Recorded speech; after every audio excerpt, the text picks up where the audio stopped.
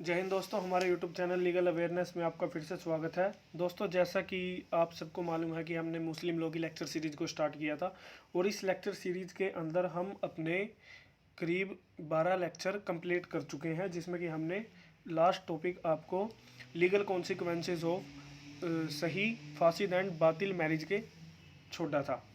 अब हमारा जो लास्ट टॉपिक है, जो कि मैरिज का हमारा लास्ट टॉपिक है, वो है मुत्ता marriage.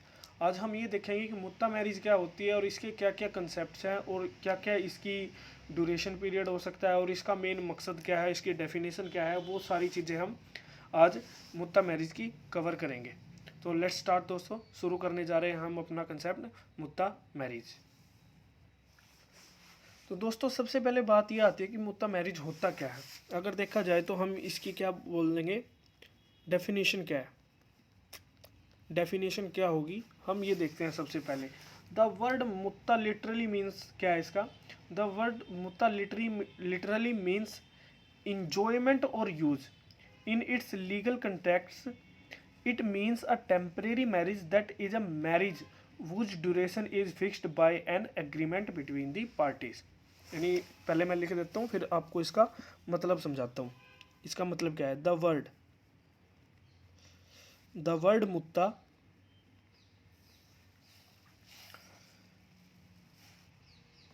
literally means enjoyment or use in its legal context. It means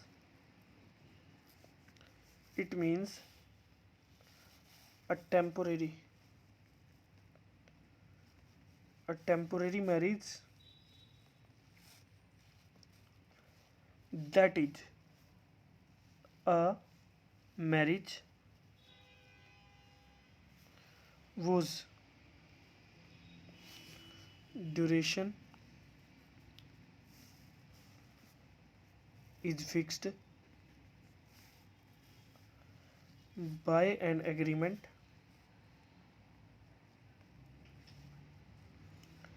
between the parties।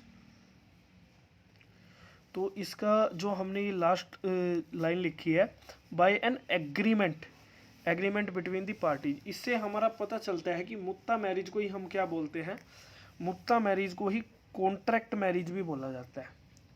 Contract marriage, एक तरीके से आप कॉन्ट्रैक्ट मैरिज बोल लो या फिर मुत्ता मैरिज बोल लो, दोनों का मतलब सेम ही है। तो अब मैं आपको एक बार ये डेफिनेशन समझा देता हूँ। The word muta literally means a enjoyment or use. जब आप कॉन्ट्रैक्ट का मतलब समझते हो तो कॉन्ट्रैक्ट में क्या होता है, कॉन्ट्रैक्ट में हमेशा दो लोगों का फ़ायदा होता है आपसी, और दोनों के बीच में क्या होती है, कंसिडरेशन होती है। कंसिडरेशन का मतलब होता है कि एक बंदा दूसरे बंदे को कुछ ना कुछ सामान लेने की एवज में या तो पैसे देता है या कोई दूसरी चीज़ देता है। तो उसी तरीके से ये वाली मैरिज होती है। इसको आप ये नहीं कह सकते कि भाई एक धार्मिक उसका पालन करने के लिए या फिर रिलीजियस कोई पालन करने के लिए आपको ये मैरिज करनी है, ठीक है। तो इसमें क्या होता है, इसका मेन असली मकसद ही क्या है, इंजॉयमेंट है। मैं आपको इसकी थोड़ी हिस्ट्री के बारे में बता देता हूँ, जिससे आप रिलेट कर पाएंगे और आपका ये परमानेंट मेमोरी में जाकर बैठ जाएगा। तो पहले क्या होता था, जब मुस्लिम एरा चला हुआ था, उस टाइम पर मुस्लिम जो लोग थे वो वॉर करने के लिए जाते थे। यानी जब वो जाते थे तो वहाँ जाने के बाद उनकी संख्या हो जाती थी बहुत ज़्यादा, और उनको बहुत दिनों तक क्या होना पड़ता था, अपने घर वालों से दूर रहना पड़ता था, यानी अपनी वाइफ से दूर रहना पड़ता था। और उनका ये मानना था कि भाई अगर इतने दिनों तक घर वालों से दूर या फिर अपनी बीवी से दूर रहेगा कोई भी मुस्लिम व्यक्ति है जो इतने दिनों तक दूर रहेगा, तो ऐसा हो सकता है कि भाई सेक्सुअल इंटरकोर्स न करने की वजह से वो अपना पूरा का पूरा 100% एफर्ट वार के अंदर ना दे पाए। तो इस वजह से कई बार क्या करते थे वो लोग, रेप वगैरह की घटना को अंजाम देते थे, जो कि बहुत एक दर्दनाक क्रिया थी। तो इस वजह से उसको कम करने के लिए क्या किया गया, मुस्लिम के अंदर एक कॉन्ट्रैक्ट मैरिज का कंसेप्ट लाया गया। और इसके अंदर क्या करते थे, अब जैसे मुस्लिम लोग हैं वो कहीं चले जाते थे, अब अपने घर से 1000 किलोमीटर दूर है, तो अब वो स्पेशल सेक्सुअल इंटरकोर्स करने के लिए तो जाएंगे नहीं, तो इस अपने घर पे, तो इसलिए वो क्या करते थे, वहीं पर जहाँ पर उनको रहना होता था, उनको मान लीजिए उनको 2 महीने रहना है, तो 2 महीने के लिए वो किसी लड़की के साथ क्या करते थे, कॉन्ट्रैक्ट मैरिज कर लेते थे कि भाई मैं आपके साथ सेक्सुअल इंटरकोर्स करूंगा और उसकी एवज में मैं आपको क्या दूंगा, उसकी एवज में मैं आपको डार दूंगा, जो कि स्पेसिफाई हो सकता था या फिर प्रॉपर भी हो सकता था। ठीक है, तो वो डार की एवज में क्या करती थी, लड़की क्या कर लेती थी, उससे शादी कर लेती थी, और जैसे ही 2 महीने या 3 महीने का जितना भी टाइम पीरियड वो एग्रीमेंट के थ्रू रखते थे, आपस में डिसाइड करते थे, उस डेट के बाद, उस दिन के बाद मैरिज ऑटोमेटिकली ही डिसॉल्व हो जाती थी, उसको स्पेशल कोई तलाक देने की ज़रूरत नहीं पड़ती थी। तो ये मेन कंसेप्ट था जो कि हिस्ट्री से रिलेटेड था, जिसकी वजह से ये आया। और ये जो कंसेप्ट है मुत्ता मैरिज का, ये हर एक के अंदर नहीं है। जैसे मैंने बताया था, मुस्लिम्स के टाइप थे सुन्नी और शिया। सुन्नी अलग, सुन्नी के टाइप थे हनाफी, इथनाए साई, सॉरी हनाफीज थे, हनाबलीज थे, और 2 टाइप और थे, अभी मेरे को या रिमेंबर नहीं है। और सियाज के अंदर टाइप थे, और सियाज के अंदर जो टाइप थे उसके अंदर एक टाइप था इथनाए साइज। ठीक है, इथनाए साइज नाम का जो मुसलमान होते हैं, इथनाए साइज, सिर्फ यही मुसलमान कौन है जो कि मुत्ता मैरिज को रिकॉग्नाइज करते हैं, अदरवाइज सुन्नी के अंदर कोई मुत्ता मैरिज का कंसेप्ट नहीं है। ये सिया के अंदर एक छोटी सी जो पॉपुलेशन है इथनाई साइज की, वो ही क्या करती है, मुत्ता मैरिज को रेगुलेट करती है या फिर इसको मानती है। तो अब हम अपनी डेफिनेशन को समझते हैं, अब आपको ये ज़्यादा अच्छे से समझ आएगी। The word muta literally means enjoyment or use. इसका मेन मकसद क्या है, मुत्ता का मतलब, वर्ड का ही मतलब क्या है, इंजॉयमेंट, इंजॉय करना। ठीक है, और किसी को यूज़ कर लेना। ठीक है, इन its legal context, it legal context के अंदर इसका क्या मीनिंग होगा, it means a temporary marriage. क्या है इसका मतलब, एक टेम्परेरी मैरिज या फिर contract marriage. That is a marriage वुच duration is fixed by agreement between the parties. एक इस तरह की मैरिज टेम्परेरी मैरिज है, इस तरह की जिसकी ड्यूरेशन है, शादी की ड्यूरेशन है वो फिक्स कर दी जाती है, किसके द्वारा, N agreement between the parties, दोनों के बीच में एक एग्रीमेंट करके उसकी ड्यूरेशन फिक्स कर दी जाती है। ठीक है, अब इसके रिलेटेड कुछ क्वेश्चन है कि भी जैसे कि मुत्ता मैरिज है, क्या प्रॉफिट मोहम्मद थे उन्होंने इस चीज़ को अलाउ किया, तो इसके लिए हम बोल सकते हैं the institution of muta marriage was courts common both before और it the time of prophet. ठीक है, but this custom was not tolerated by him and he declared such union as unlawful. यानी कहने का मतलब है कि प्रॉफिट मोहम्मद के टाइम पर ये था, लेकिन प्रॉफिट मोहम्मद ने इस चीज़ को एक्नॉलेज नहीं किया, और उन्होंने क्या एक्नॉलेज नहीं किया और ना ही इसको टॉलरेट किया। टॉलरेट का मतलब सहन नहीं किया। उनका कहना था कि भाई एक ये क्या चीज़ है, एक अनलॉफुल कंजक्शन है। ठीक है, सच यूनियन इज अनलॉफुल। तो इस वजह से उन्होंने इस चीज़ को रिकॉग्नाइज नहीं किया और ना ही इसका समर्थन किया, लेकिन ये फिर भी मुसलमानों में चला आ रहा है। ठीक है, अब नेक्स्ट हमारा, मैं आपको थोड़ा बोल के बता देता हूँ। Muta marriage is not recognise in Sunni even under Shia, it is only Ithna साइज that recognizes such type of marriage. ठीक है, the followers of this school constitute a very small section of Muslim in India and even among them the institution is almost obsolete. Obsolete मतलब अप्रचलित है। ठीक है, the institution is almost obsolete with the result that mutta is now acceptable to a very microscopic minority of Muslims in India। यानी कहने का मतलब ये हुआ कि जो इथनाई साइज है, वैसे तो सुन्नीस भी इसको रिकॉग्नाइज नहीं करते, सिया भी नहीं करते, लेकिन जो इथनाई साइज है जो कि सियाज का ही पार्ट है, जो इथनाई साइज है वो क्या है, सिया का ही पार्ट है। मैं आपको थोड़ा बता देता हूँ सिया में क्या क्या पार्ट है। तो सियाज हमारे 2 टाइप के हैं, एक इस्माइलीज है और एक इथनाई साइज है। इथनाइसाइज इस्माइलीज कितने टाइप के हैं, आगा खां, खोजाज, बोहराज। और सुन्नीज हमारे कितने टाइप थे, 4 टाइप है, हनाफी, मलकीज, हन्नाबलीज और सैफीज। और ये दोनों टाइप क्या है, मुस्लिम है, 2 पार्ट में डिवाइड, सुन्नीज और सिया, और इनके आगे फर्दर डिवाइडेड है ये इतने पार्ट में। और सिर्फ इथनाए साइरीज जो ये वाला हमने किया था, सिर्फ इथनाए सारीज ही क्या है, एक मुत्ता मैरिज को क्या करते हैं, रिकॉग्नाइज करते हैं।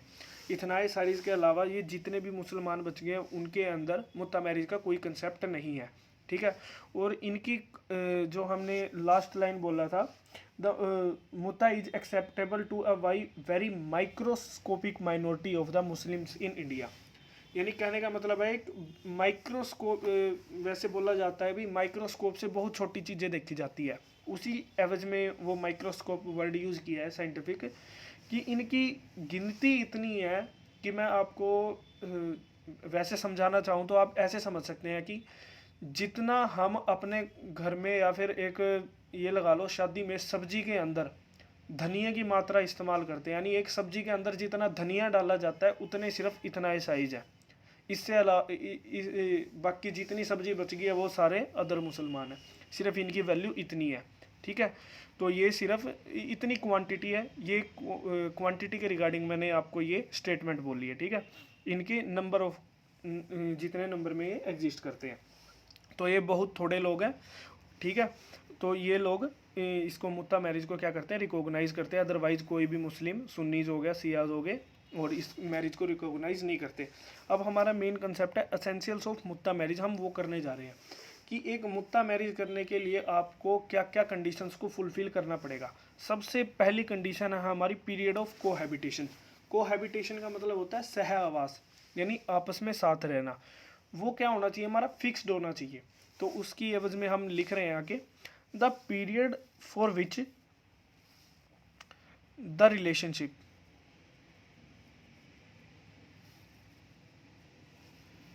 is to last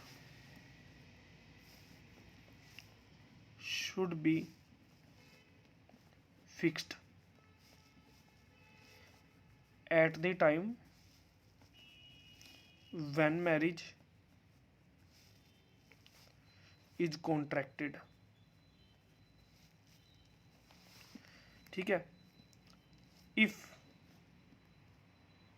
यानी इसका मतलब क्या हुआ, the period for which the relationship is to last should be fixed at the time when marriage is contracted. जब मैरिज की जाती है उस टाइम पर क्या करना पड़ेगा, आपको टाइम पीरियड फिक्स करना पड़ेगा कि आप मैरिज 2 महीने के लिए कर रहे हो, 3 के, 4 के, 5 के या 6 महीने के, वो आपको पहले फिक्स करना पड़ेगा। लेकिन क्या होता है, बाई चांस अगर आप नहीं करते हो तो फिर उसकी क्या कॉन्सिक्वेंसेज होगी।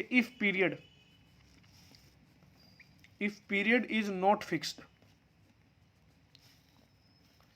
the contract would be void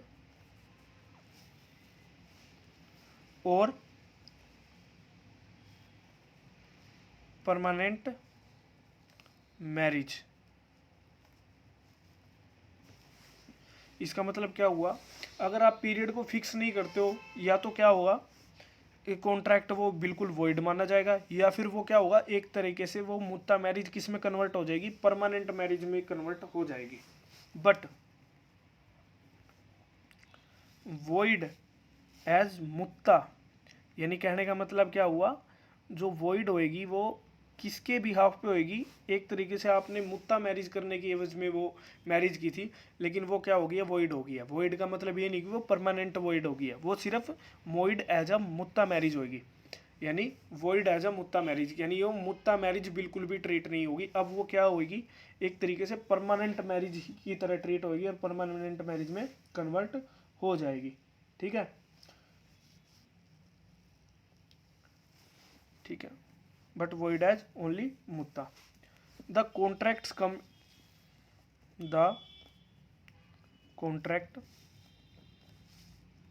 comes to an end at the termination of fixed period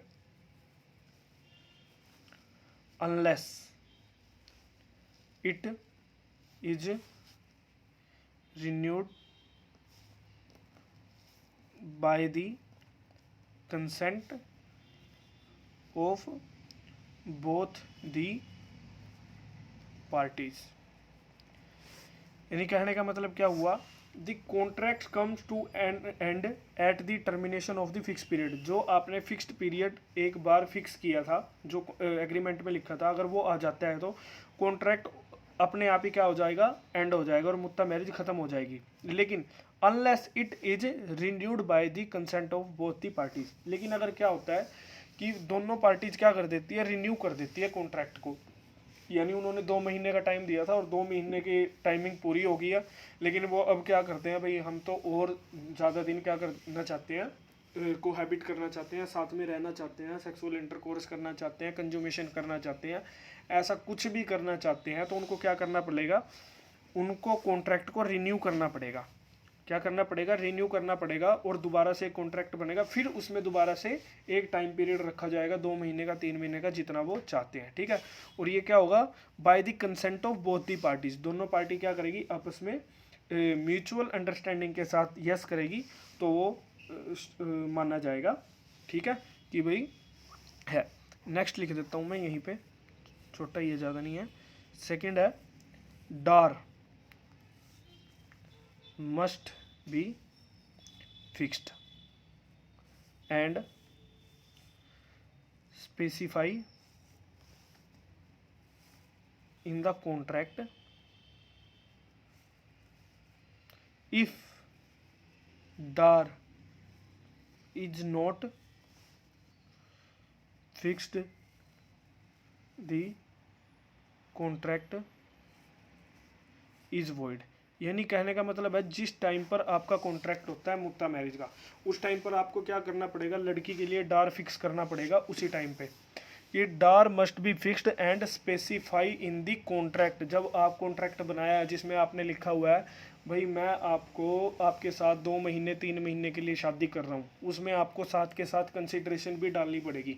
और कंसिडरेशन के तौर पर आपको क्या डालना पड़ेगा, डार की रकम डालनी पड़ेगी, यानी मेहर की रकम डालनी पड़ेगी, जो लड़की को आप दोगे at the time of the dissolution of the muta marriage. Okay, तो वो आपको डालनी पड़ेगी। If dower is not fixed the contract is void. अगर आपने डार का अमाउंट नहीं डाला तो आपका कॉन्ट्रैक्ट एक तरह के बिल्कुल वॉइड हो जाएगा। यहाँ पर क्या था, अगर आपने क्या नहीं किया, अगर आपने टाइम नहीं डाला, फिक्स्ड टाइम नहीं डाला, तो आपकी मैरिज सिर्फ परमानेंट मैरिज में कन्वर्ट हो जाएगी। लेकिन अगर आपने डार का अमाउंट नहीं डाला तो आपकी मैरिज ही बिल्कुल, मुत्ता मैरिज है जो वो बिल्कुल ही वॉइड हो जाएगी।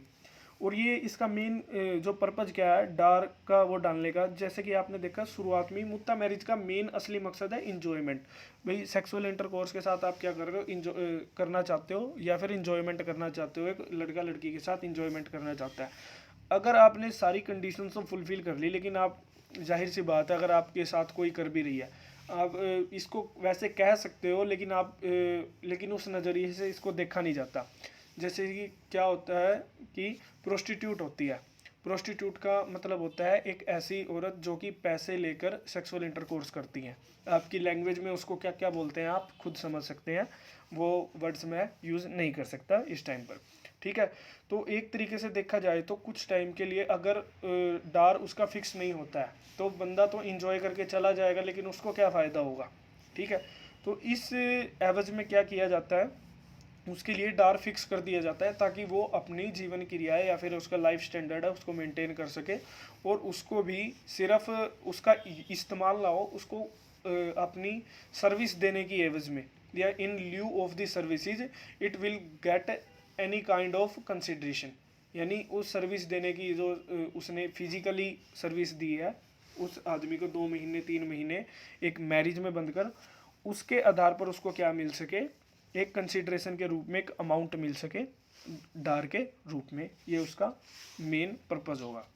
इसका हम थोड़ा मैं आपको इसका थोड़ा कंक्लूजन लिख के बताता हूँ, इसका कंक्लूजन क्या होगा, उससे आपको थोड़ा और स्पेसिफाई हो जाएगा कि आपकी थोड़ी और क्लैरिटी होगी। तो मैं इसका क्या लिखने जा रहा हूँ, कंक्लूजन लिखने जा रहा हूँ, कंक्लूजन लिखने जा रहा हूँ। क्या है, अगर if term of cohabitation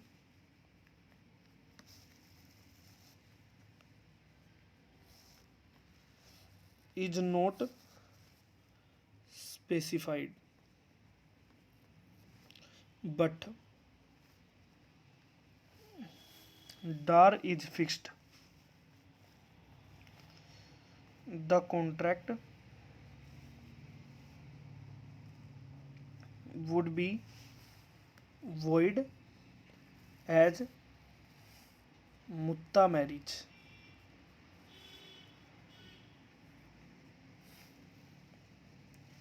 Although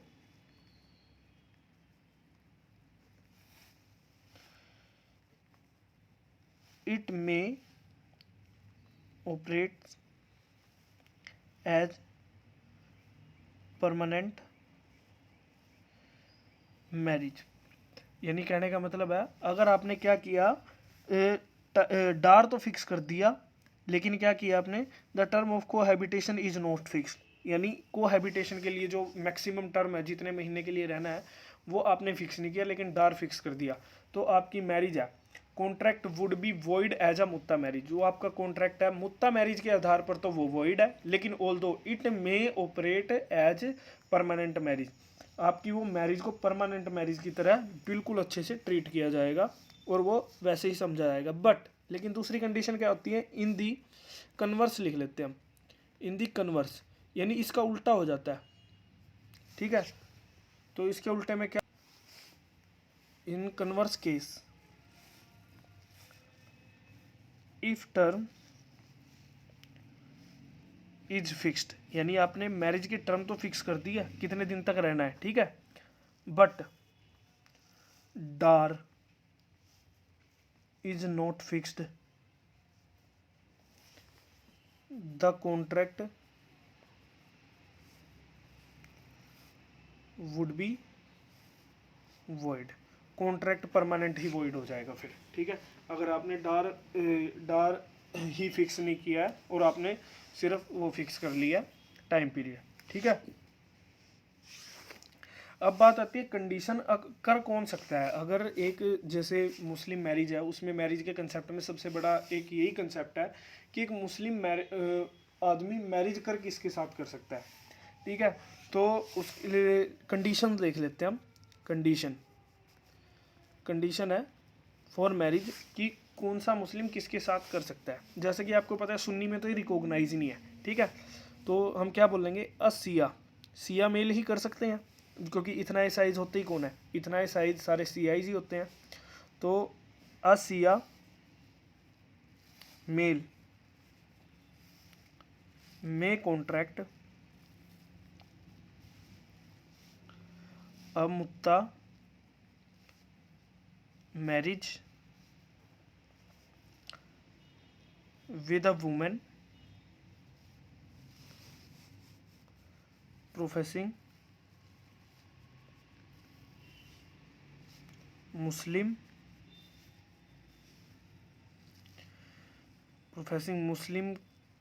Christian या फिर Jews religious or even with a fire worshipper।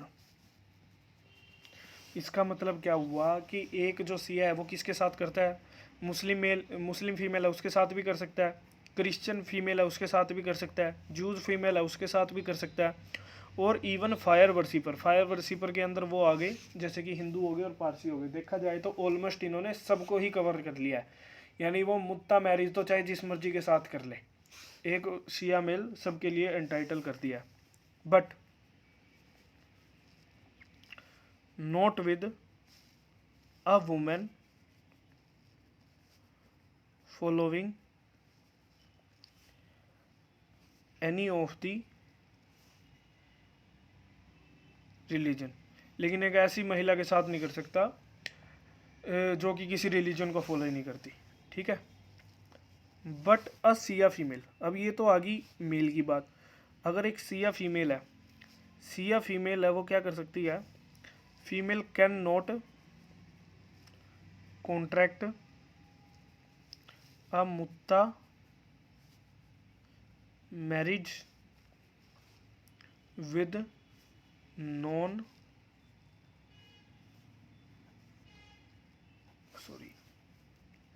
Non Muslim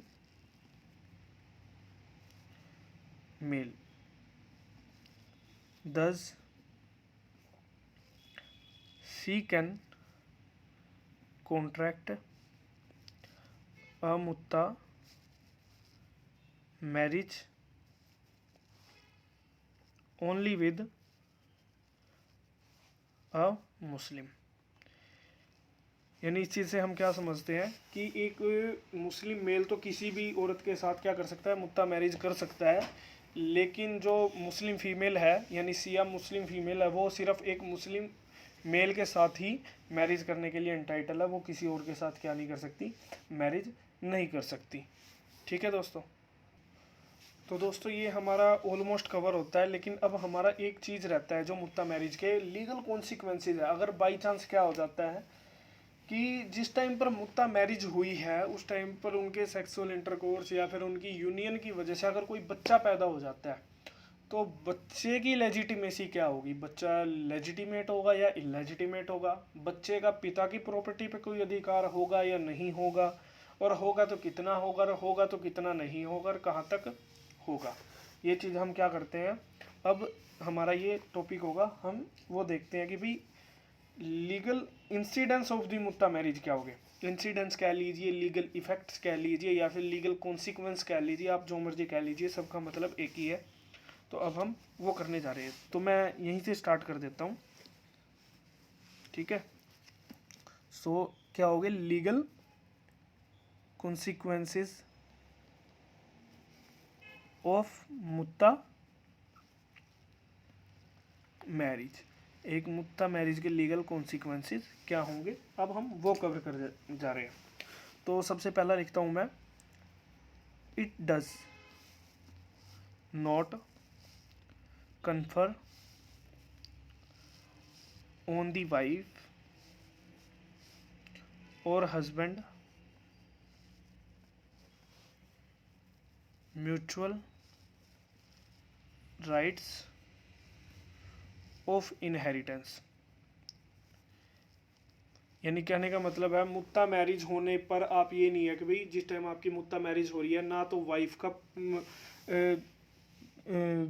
husband की प्रॉपर्टी पर अधिकार होगा उसके मरने के बाद, और ना ही पति का अधिकार होगा उसकी प्रॉपर्टी पर, या फिर उसकी विरासत की जो भी चीज़ें हैं उन पर कोई अधिकार नहीं होगा एक दूसरे का। ठीक है, लेकिन अब बात आती है चिल्ड्रंस की, बट उनका तो एक दूसरे पर म्यूचुअल ना तो राइट है और ना इनहेरिटेंस करने का, ना तो हस्बैंड का वाइफ पे ना वाइफ का हस्बैंड पे। ठीक है, बट ठीक है चिल्ड्रन अगर क्या हो जाते हैं, बच्चे हो जाते हैं, children conceived while it exists are legitimate and capable to inheriting from both the parents. यानी कहने का मतलब ये हुआ, आप बेशक एक दूसरे की चीज़ों के लिए हस्तक्षेप नहीं कर सकते विरासत की चीज़ों के लिए, लेकिन बच्चे हैं वो क्या होंगे, बच्चे लेजिटिमेट ही होंगे उस मैरिज के दौरान। और बच्चों का क्या होगा, childrens are capable to inheriting from both the parents. वो चाहे तो माता की साइड से भी प्रॉपर्टी ले सकते हैं और चाहे तो पिता की साइड से भी ले सकते हैं, उनका दोनों तरफ राइट होगा। ठीक है, वह दोनों से प्रॉपर्टी ले सकते हैं। नेक्स्ट आता है हमारा, where muta marriage is not consummated then the wife is entitled to half dower. यानी कहने का मतलब अब यहाँ पर क्या आता है, जो मैरिज हुई थी, जैसा कि आपको मैंने स्टार्टिंग में ही बताया था, मुत्ता मैरिज का मेन असली जो पर्पज है वो कंजुमेशन ही है। लेकिन बाई चांस ऐसा हो जाता है कि कंजुमेशन ही नहीं होता उनके बीच में, हस्बैंड को टाइम नहीं लगा या उसको किसी लड़की को किसी वजह से वो कंजुमेशन नहीं कर पाई, अगर उनके बीच में कंजुमेशन ही नहीं हुआ और लेकिन डावर तो फिक्स था, तो वो क्या हो सकता है, then the wife is entitle to half dower. Wife क्या है, हाफ डार लेने के लिए एंटाइटल है, जितना उन्होंने फिक्स किया था तो उसका क्या कर सकती है, हाफ मेहर की रकम वो ले सकती है। अगर उन्होंने, मैं वैसे एग्जांपल के तौर पे बता देता हूँ, जैसे अगर उन्होंने 1 लाख रुपए तय की है डार की रकम, तो वो 50,000 रुपये डार की रकम ले सकती है। ठीक है। अब नेक्स्ट आता है हमारा, ये कितने पॉइंट हुए हैं हमारे, 2 पॉइंट हुए। नेक्स्ट करता हूँ मैं थर्ड पॉइंट।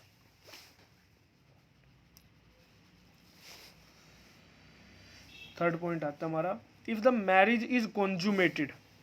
क्या है, if marriage is consummated then wife is entitle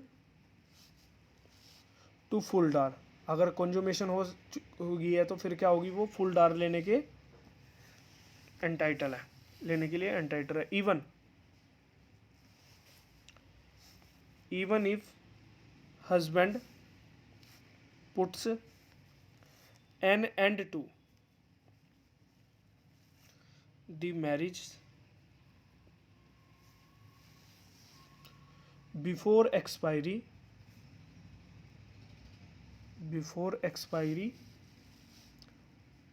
of the fixed term by making gift of the term to her। इसका मतलब क्या हुआ, अगर मैरिज कॉन्जुमेट हो चुकी है तो वाइफ एंटाइटल है पूरा डार लेने के लिए, लेकिन इवन इफ हस्बैंड क्या करता है, उसने 2 महीने के टाइम के लिए मुत्ता मैरिज की थी, लेकिन वो क्या कहता है भाई 1 महीने में ही अपना जी भर जाता है उसको, या फिर उसको जाना पड़ता है, वो क्या कहता है भाई मैं तो जा रहा हूँ, ठीक है, अब लेकिन 1 महीना तो रहता है पूरा होने के लिए, मैरिज पूरा होने के लिए, तो वो क्या कर रहा है, husband puts an end, husband क्या कर रहा है, पुट कर रहा है एन एंड, मैरिज का एंड को पुट कर रहा है, ठीक है, to the marriage before expiry, expiry होने से पहले ऑफ द फिक्स टर्म, जो फिक्स टर्म हुई थी, वो कर सकता है ऐसा। यानी 2 महीने के लिए उन्होंने मुत्ता मैरिज की थी, तो 1 महीने या 1.5 महीने के बाद भी मुत्ता मैरिज को ख़त्म कर सकता है, लेकिन उसको क्या करना पड़ेगा, by making gift of the term to her, उसको क्या करना पड़ेगा, उसकी एवज में उसको गिफ्ट देना पड़ेगा, यानी कुछ पैसे देने पड़ेंगे, जिसकी एवज में वो क्या करेगी, भी वो अपना गिफ्ट के तौर पे उसको पैसे को रख लेगी, और या फिर कोई चीज़ दे देगा वो जो उसके लिए सफिशेंट हो या जिसके लिए वो राज़ी करती हो, ठीक है। और इस चीज़ को हम क्या बोलेंगे भाई, एक टाइम पीरियड थे before the time of the fix term, okay, before the, या फिर कह सकते हैं before the expiry of the fix term, if the husband puts an end in the muta marriage, then it will be known as, या फिर it will be called in Muslim terminology hiba e मुद्दत। उसको क्या बोला जाएगा, हिब्बाए मुद्दत बोला जाएगा। हिब्बाए मुद्दत का मतलब क्या होगा, अगर क्या करता है, any husband if before expiry of the fix term puts an end into a muta marriage, then it will be called as hiba e muddat. Okay, तो नेक्स्ट है हमारा, नेक्स्ट पॉइंट है fourth, where wife leaves, where wife leaves the husband before expiry of the fixed term, she is entitled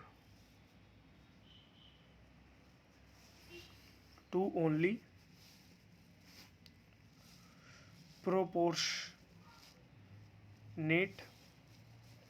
डार। यानी कहने का मतलब क्या हुआ, पहले वाली कंडीशन में तो क्या हुआ था कि जो फिक्स्ड टर्म थी, एक्सपायरी डेट थी, उसके आने से पहले हस्बैंड ने मना कर दिया कि भाई मैं अब मुत्ता मैरिज को कंटिन्यू नहीं करना चाहता। उसकी एवज में तो क्या करना पड़ेगा, उसको डार भी पूरा मिलेगा लड़की को, और साथ में गिफ्ट के तौर पर कुछ अमाउंट और मिल जाएगा। यानी अगर 1 लाख फिक्स हुआ था तो 1 लाख के बजाय 1,10,000 मिल जाए, 1,15,000, जो भी वो गिफ्ट के तौर पर समझता है, ठीक है। लेकिन अगर बात आ जाती है कि भाई 1.5 महीने के बाद लड़की का मन भर गया, या फिर लड़की क्या कहती है कि भाई मैं नहीं चाहती भाई आपके साथ कंज्यूमेशन करना, या फिर वो पहले ही दिन क्या हुआ, मुत्ता मैरिज हुई और पहले ही दिन लड़की को डर लगने लग गया, और अगले ही दिन वो बोलती है कि भाई मैं आपके साथ मुत्ता मैरिज कंटिन्यू नहीं करना चाहती, तो यानी लड़की अगर एक्सपायरी से पहले मना कर दे तो फिर क्या होगा, फिर जो डार मिलेगा, she is entitled to only proportionate dower. Proportionate dower का मतलब ये होता है कि अगर मैं जैसे 1 लाख रुपया, 1 2 3 4 5, 5 ही जीरो होती है ना 1 लाख में, अगर 1 लाख हुआ था, अगर वो 1 महीना रही तो उसको सिर्फ 50,000 रुपये दे देगा, अगर 15 रही तो उसको 25,000 रुपये मिल जाएंगे, ऐसे करके फिर उसको प्रोपोर्शनेट डार करके दे दिया जाएगा, ठीक है, अगर लड़की मना करती है। नेक्स्ट आता है हमारा नंबर ऑफ वाइफ्स, कि अब एक बंदा कितने मुत्ता विवाह कर सकता है ये बताओ। Number of wife is not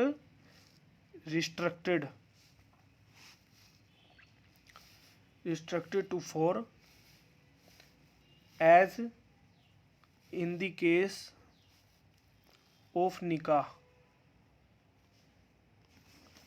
thus a Shia male may contract mutta marriage with any number of women। इसका मतलब क्या हुआ, number of wife is not restricted to 4 as in the case of nikah. जिस तरीके से निकाह के अंदर, जो निकाह होता है उसके अंदर एक मुस्लिम मेल रिस्ट्रिक्टेड है कि भाई आप सिर्फ मैक्सिमम 4 वाइफ्स ही एक टाइम पर कीप कर सकते हो, यानी एक बार में आपकी 4 ही वाइफ हो सकती हैं। अगर आपको 5वीं करनी है तो आपको किसी चौथी में 4 में से एक को डाइवोर्स देना पड़ेगा, या फिर उसकी पहले डेथ हुई होनी चाहिए, तभी आप 5th मैरिज कर सकते हो। लेकिन यहाँ पर क्या है, thus a Shia male may contract muta marriage with any number of women. वो जितना मर्जी चाहे उतनी औरतों के साथ मुत्ता मैरिज कर सकता है। वो एक टाइम पे 4 रखना चाहे, 5 रखना चाहे, 20 रखना चाहे, 25 रखना चाहे, जितनी उसकी कैपेसिटी है उतनी रख सकता है अकॉर्डिंग टू लॉ, ओके। लेकिन और इसमें क्या आता है, क्या भाई अगर एक मुस्लिम मेल ने अगर 4 मैरिज कर रखी है तो भी वो ऐसा कर सकता है, चाहे उसने एक भी कर रखी हो पहले, या एक भी ना कर रखी हो, या फिर उसने 4 की 4 कर रखी हो। उसका कंसेप्ट मुत्ता मैरिज का बिल्कुल अलग है, वो चाहे जितनी मर्जी कर सकता है अकॉर्डिंग टू लॉ, ठीक है। अब हमारा आता है लास्ट 6th है, इसमें लिखते हैं हम अमुत्ता मैरिज इज डिसॉल्व्ड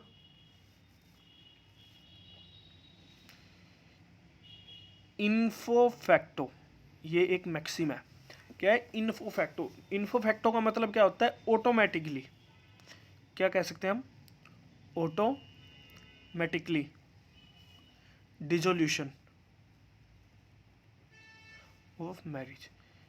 यानी इन्फो फैक्टो का मतलब है, ठीक है, automatically by the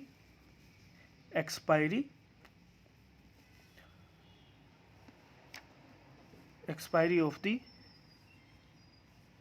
fixed term, it may be noted that no right of divorce is recognized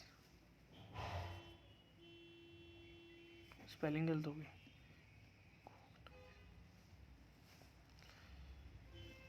in the case